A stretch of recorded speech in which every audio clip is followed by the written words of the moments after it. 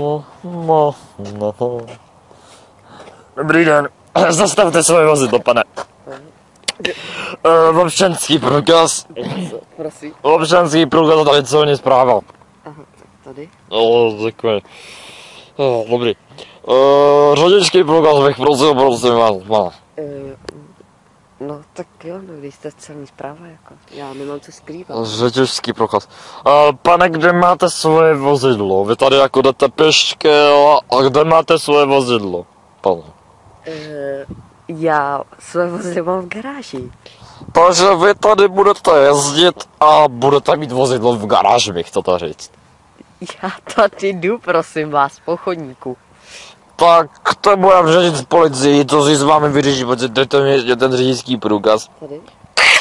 Tak, dobrý, už ho nemáte. Prosím vás, přeďte mi ho. Ne, to se bude řešit s policií, pane.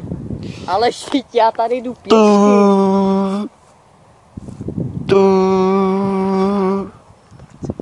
Dobrý den, Policie České republiky, co si přejete? Dobrý den, já jsem celní zpráva a mám tu problém s jedním hošanem. Můžeme se zeptat na vaše číslo kodování na celní správě? Neposlouchejte, pane. Otočte se zády, Ano.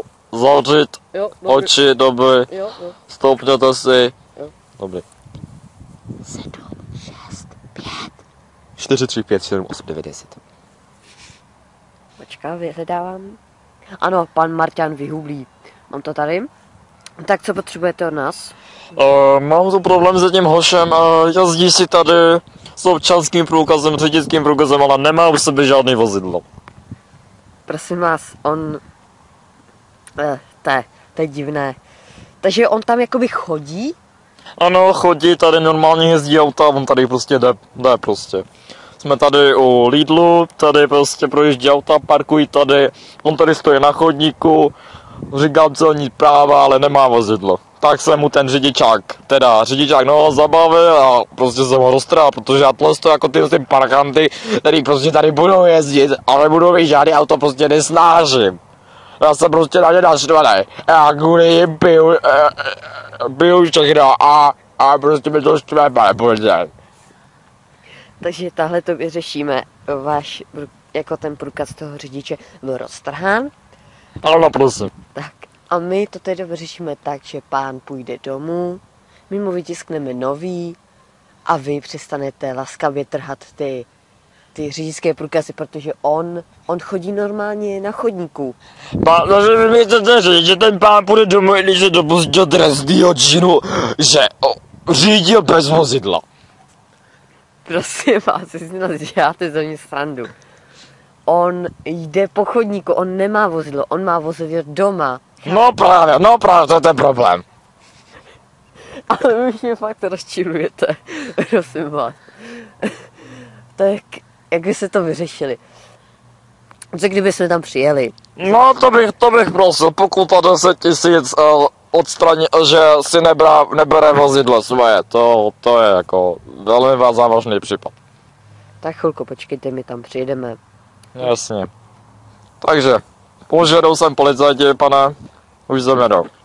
To jako, tady, to já jako já to nemám nervy, prostě, takový vám to řeknu. Dobrý den, Policie České republiky. Dobrý den, takže tady ten pán nemá to vozidlo, tady tenhle ten. Jakože průkaz váš, celní průkaz? Tady má svůj celní průkaz, vypršel v roce 2006. To se to mít za srandu, ne? Prosím vás, co to tady děláte? Já dělám svoji práci, pane, tady vidíte. Ano. Tady vidíte moje jméno, rok narození, datum vyprchání. Vyprchalo mi to, ale to neznamená, jako, že když mi to vyprchá, jako, že nejsem schopný dělat svoji práci, i když jsem v důchodu. Já prostě pracovat budu a ten chlap mi dá 10 000 korun za to, že tady jel bez vozidla, pane. Ten pán tady jde po chodníku. No právě. ale chápete to, on jde bez vozidla. No právě. On má právo na to, aby šel po tom chodníku. Mně se to právo nelíbí, takže já jsem celní zpráva, já o tom rozhoduju 10 000 Vy vydá. už nejste žádný celníkem, teda přeřekl jsem se. Prostě vám už to vypršelo a vy už máte důchod, takže nemáte právo tady ty věci dělat. Pán si tady může jít v klidu po chodníku, běžte si domů, my to tady vyřešíme, když tak vaše jméno. Jiří Mareš. Děkuji. Naschle.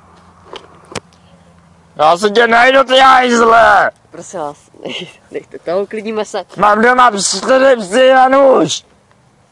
Pojďte, hajzle! Pane. Bez vozidla tady! Řídit na chodníku! Hajzle! Pane, kolik jste vypil? Jenom Vy to nahráváte, ukažte. No, Proč to nahráváte? já to nenahrávám. Ne, co je toto? Ne!